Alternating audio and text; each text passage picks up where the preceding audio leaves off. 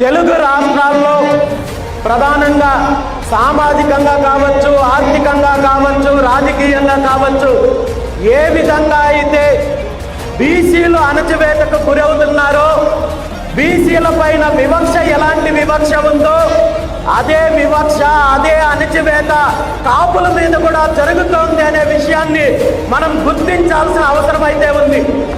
ఎందుకంటే ఆంధ్రప్రదేశ్ అభివృద్ధిలో కావచ్చు, ఆంధ్రప్రదేశ్ రాష్ట్రానికి సంబంధించిన అన్ని రంగాలు, అన్ని అంశాల్లో వృత్తుల పరంగా తీసుకుంటే కానీ, మరో రకంగా తీసుకున్నా, రాజకీయంగా తీసుకున్నా, సంఖ్యాపరంగా తీసుకున్నా, పారిశ్రామిక పరంగా తీసుకున్నా, బీసీల పాత్ర, కాపుల పాత్ర ఎంత ప్రాముఖ్యమో మనకు తెలుసు.